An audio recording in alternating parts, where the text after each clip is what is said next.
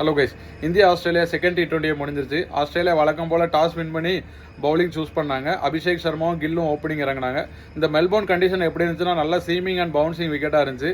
Hazlewood மாதிரி ஒரு ஆட்களுக்குலாம் வந்து செமையான கண்டிஷனாக இருந்துச்சு. அதே மாதிரி ஹேசல்வுட் வந்தார், டாப் ஆர்டரை மொத்தமாக காலி பண்ணிட்டு போயிட்டார்.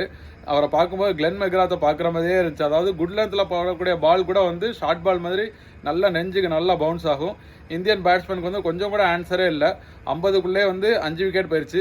அதே மாதிரி இந்தியா ஒரு பெரிய சேஞ்சஸ் பண்ணாங்க. ஹர்தீப் சிங்கை வந்து T20 ட்ராப் பண்ணிட்டு ஹர்ஷித் ராணாவை கொண்டாந்தாங்க. அவரை பேட்ஸ்மேனாக ஆடுறாங்களா பவுலரில் ஆடுறாங்கனாலே தெரில. அவர் தான் வந்து கொஞ்சம் ரன் அடித்து காப்பாற்றி கொடுத்தாரு. விக்கெட் வரிசையாக போயிட்டு இருந்தாலும் ஒரு பக்கம் வந்து அபிஷேக் சர்மா சிங்க மாதிரி ஆடி ஒரு 68 ரன் அடித்தார். அதுக்கப்புறம் ஹர்ஷித் ராணா அவுட் ஆனவொடனே வரிசையாக வந்தவங்களாம் வீட்டுக்கு போயிட்டாங்க. 125 ரனில் ஆல் அவுட் ஆகிட்டாங்க. இதில் என்ன கொடுமைனா 2 ரன் அவுட் வேறு.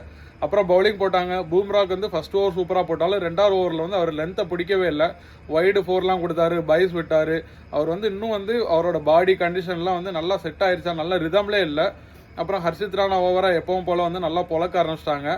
இந்த என்ன பண்ண 125 ரன்லாம் வந்து சேஸ் பண்ணுறதுக்கு வந்து ரொம்ப ஈஸியாக முடிச்சுட்டு போயிட்டாங்க. ஆஸ்திரேலியா 6 விக்கெட் இழந்திருந்தாலும் வந்து ரொம்ப குயிக் ஃபயர் ரன் சேஸாக இருந்துச்சு. பவுலர்ஸை வந்து குறை சொல்லி யூஸ் கிடையாது, பேட்ஸ்மேனாக வந்து பொறுப்பாக ஆடணும். அடுத்த T20 எப்படி ஆடுறாங்கன்னு பார்க்கலாம். ஏசியா கப் சாம்பியன்ஸ்க்கு நிலமையை பாருங்களேன்.